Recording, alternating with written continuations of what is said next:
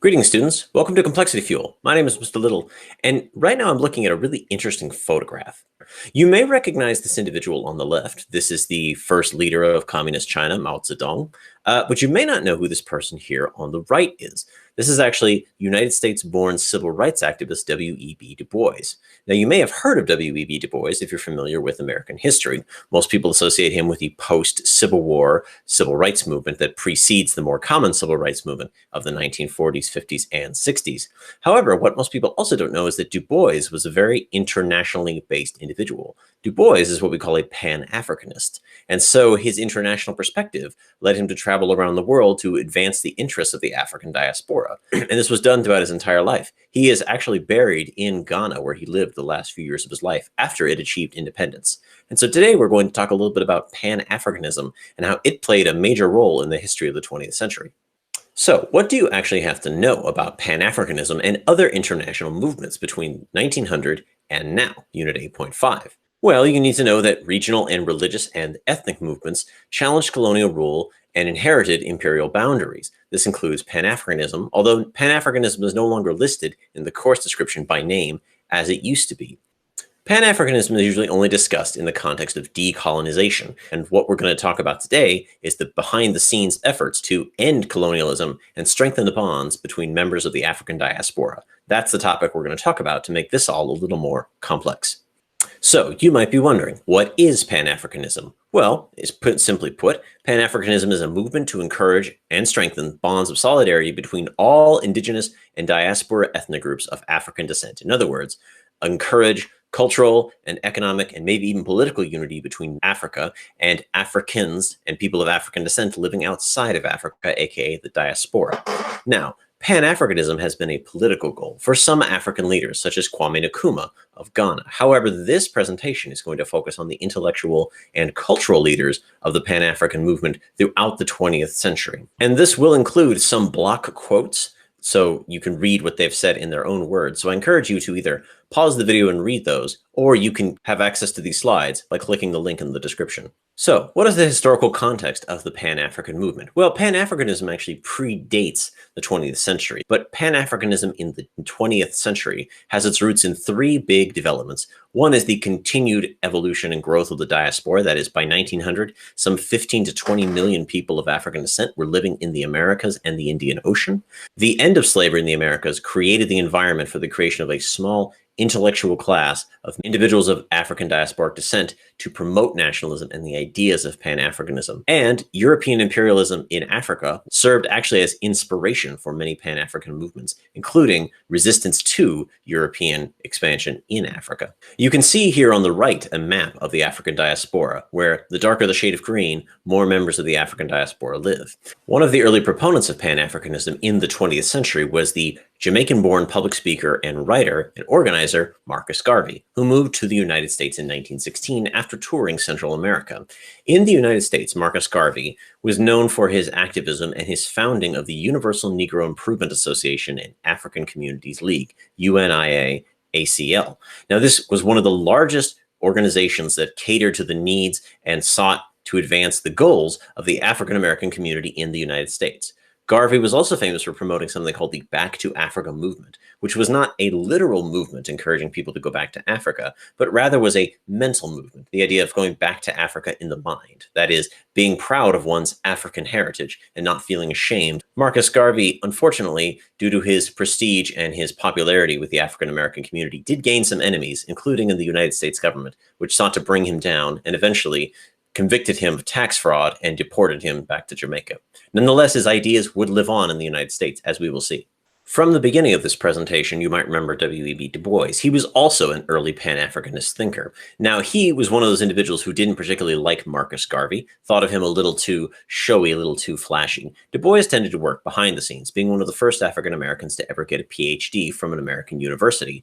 He went on to found the National Association for the Advancement of Colored People, which lobbied the U.S. government and local governments to oppose segregation, lynching, and racism. In other words, the fight for civil rights in the United States. However, W.E.B. Du Bois was a Pan-Africanist, so much so that he organized the first Pan-African Conference in 1900. Now, being it was in 1900 and still at the height of European imperialism and colonialism, the demand was not for independence for Africans, but rather the right of self-government within the colonies.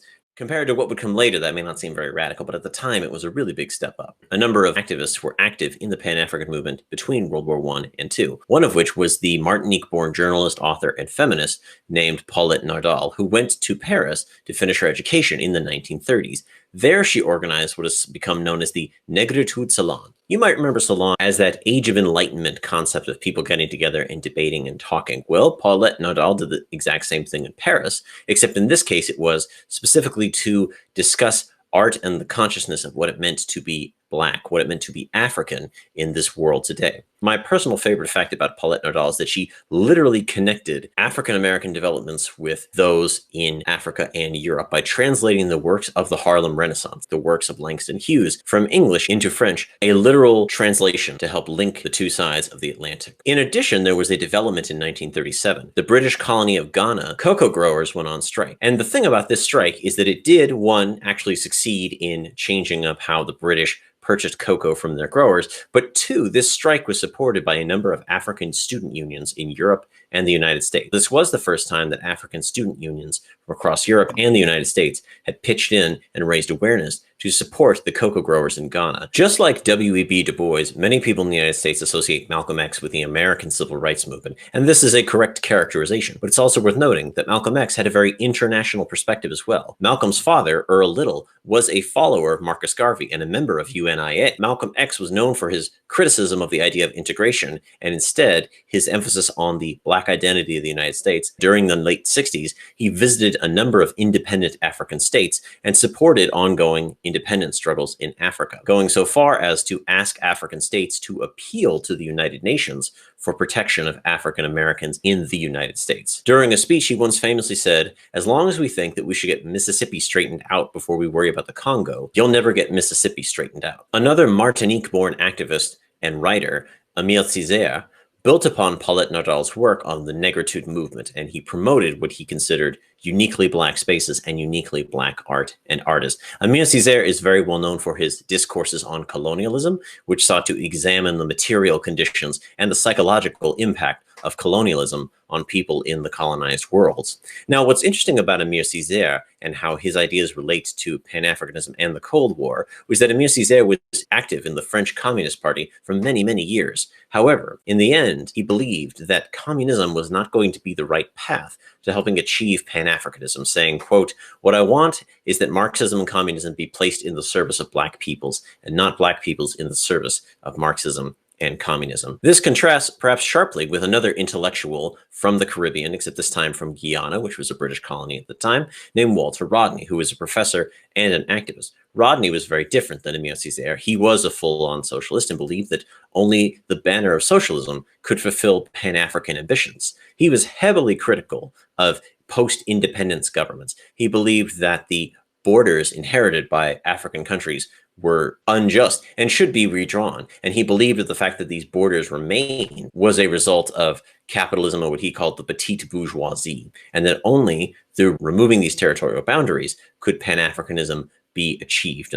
And for his role in particular, he was born in the Caribbean, but he spent many years in East Africa, helping to develop the University of Dar es Salaam in Tanzania. And lest we think that somehow Pan-Africanism does not exist anymore today, Pan-Africanism is alive and well, with numerous activists in numerous fields worldwide in the United States, the Caribbean, Africa, parts of the Indian Ocean. There are too many to name. I just like to pick one in particular that I think is very interesting. Her name is Julia Lynn Walker, and she was born in Ohio in the 1950s. However, she spent many years in South Africa.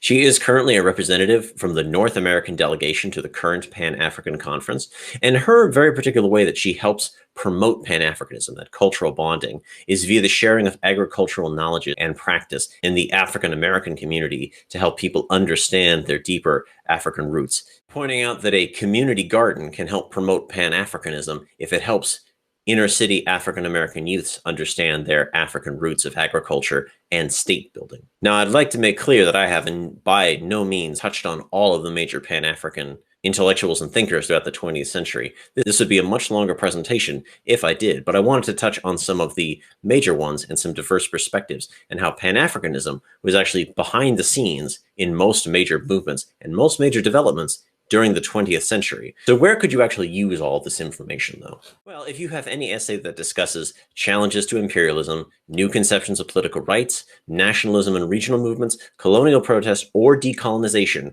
bringing up the story and the role of Pan-Africanism in the 20th century is a great way to make your essay a little more complex.